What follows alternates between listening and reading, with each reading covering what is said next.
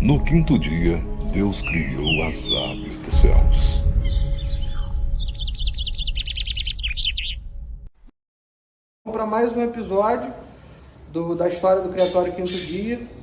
Eu vou deixar nesse episódio, no final desse episódio, o link para a playlist da história do Criatório Quinto Dia e também o link para o vídeo anterior, durante esse vídeo aí. Mas eu quero pedir para você, eu preciso da sua ajuda.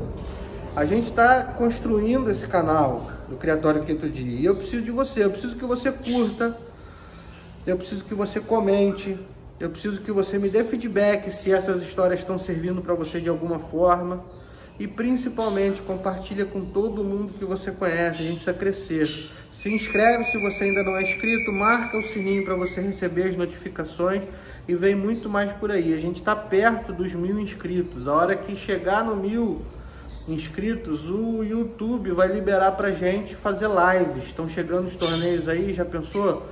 A gente conseguir fazer algumas lives enquanto a gente ainda tá lá no torneio, ou indo pro torneio, ou voltando do torneio depois. Conto com vocês pra gente fazer o canal crescer. Valeu, galera! Bom, nesse episódio eu comentei como que foi a galá do Bárbaro. Era muito difícil de galar. Meu filho, enquanto estava numa viagem a trabalho, conseguiu fazer essa cruza do Bárbaro com a colibri. E deu Mariola e a Bárbara. A Bárbara ficou comigo, Mariola eu negociei filhote bem cedo pro meu amigo Marcelo, lá do ABC Paulista. E aí, depois que eu negociei o Bárbaro, eu chamei ele e falei assim, cara, vê se você não quer um bicudo preto meu aqui, vê se você não quer alguma coisa, porque eu fiquei sem, né, cara? Não vou ter nenhum filho desse passarinho aqui, só tenho a filha. E nem terminei de falar, ele já pegou o carro, foi até Itu, escolheu um outro passarinho, a gente fez um rolo e eu peguei o Mariola. E o Mariola lá em casa virou o galador principal. Na casa nova a gente já tinha se mudado. Peguei as fêmeas que tinham ido, né? Que eu falei nos episódios anteriores, né? As fêmeas, nossa criação tinha ido lá para Marília, né? Para casa do meu amigo Wagner. E aí a gente já pego as fêmeas de volta e já estava na casa nova, ainda com um criatório provisório na casa nova, mas já com mais espaço.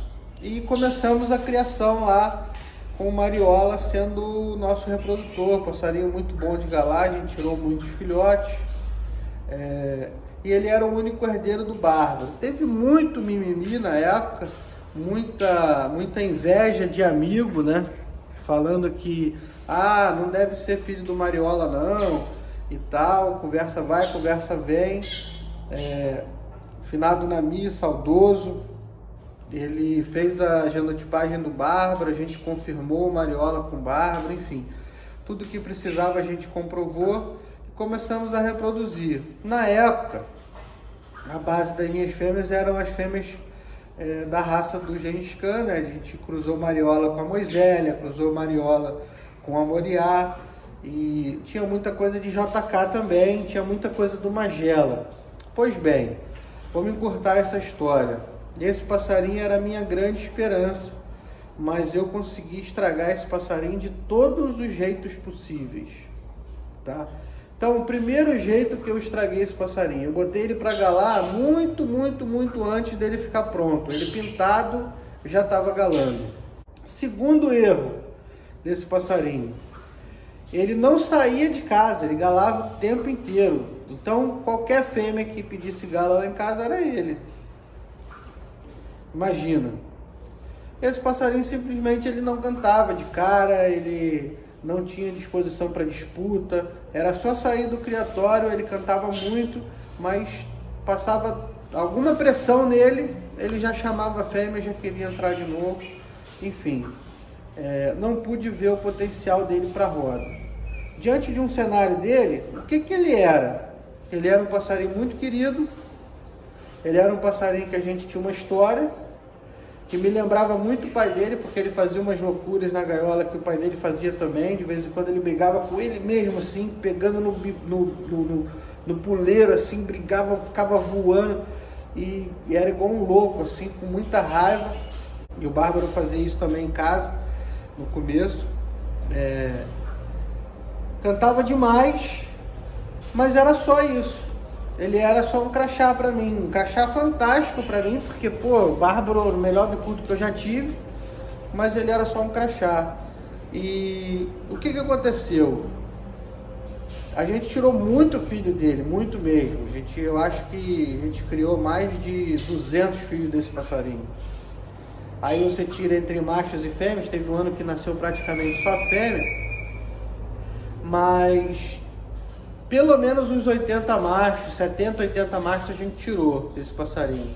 E aí, o que tem de filho de mariola por aí? Não conseguimos grande resultado. Errei também de outro jeito, não segurando nenhum filho dele para eu testar. Talvez a gente pudesse ter tido uma melhor sorte. A gente fica sabendo de alguns filhos dele que lá no Mato Grosso do Sul, teve um filho dele de uma fêmea chamada Yaya Filha, que deu roda, cantou 7 e pouco.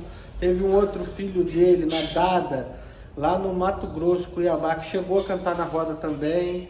Teve um filho dele em Petrópolis com a Moisélia, que foi uma história legal, que eu dei ele para um amigo, falei assim, ó, isso aqui tá de presente para você fazer propaganda. Esse amigo passou para frente, sem o crachá, não vou falar o nome desse amigo porque ele deu mole, né? Mas passou para frente sem o crachá, sem dizer que era minha criação, sem me falar, sem nada. E só depois de muitos anos que eu vim saber que esse passarinho chegou a dar umas cantadas boas de 7, 8 minutos lá, Mariola na Moisélia. Enfim, era isso, e a gente acabou não vendo o resultado do Mariola. Então, eu tive o erro dele de, antes de testar o passarinho de qualquer jeito, já botei para criar e esgotei ele totalmente na criação. E aí, o terceiro erro com ele, que eu acho que não foi um erro com ele, foi o que eu podia fazer, né? Que as fêmeas que ele cruzou não agregaram para a raça dele, porque olhando os resultados que eu tive a oportunidade de acompanhar dos filhos do Mariola, eu não vi filhos do Mariola excepcionais, bons.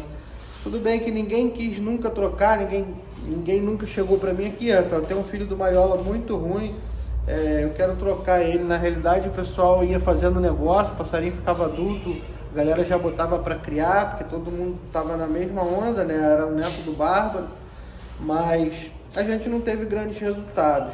E esse passarinho morreu de infarto, galando.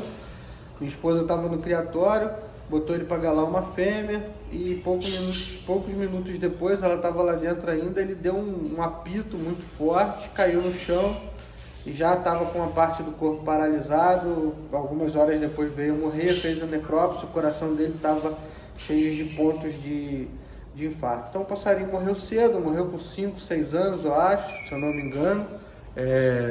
Talvez nem isso, acho que 5 anos a idade que ele morreu, muito novo, e a gente não teve a oportunidade de cruzar ele com as fêmeas, por exemplo, que eu tenho hoje. Ele poderia estar vivo até hoje, galando as fêmeas que a gente tem. E aí a conversa ia ser bem diferente, eu acredito, em termos de resultado, tá? Mas ele ajudou a gente a conhecer muito mais gente, a gente montou o criatório todo de novo, ele foi a base para isso tudo, porque todos esses filhotes que a gente passou para frente ajudaram a gente a ir melhorando o plantel e chegar onde a gente está hoje. Então fez parte, ficou para trás, dá saudade do passarinho, porque era um galador fenomenal. Muito bom passarinho mesmo para reprodução. E hoje a gente fica só com essa saudade, com essa história para contar. Próximo episódio, a gente vai dar uma acelerada, né? Vamos apertar um pouco o passo e vamos chegar num momento onde os passarinhos e onde o criatório quinto dia foram fundamentais para esse camarada aqui, ó, não ficar maluco. É isso aí. Momento sinistro da minha carreira profissional, e em que os passarinhos foram uma válvula de escape enorme. Vou contar essa história para vocês no próximo episódio. Pode esperar. Valeu, obrigado.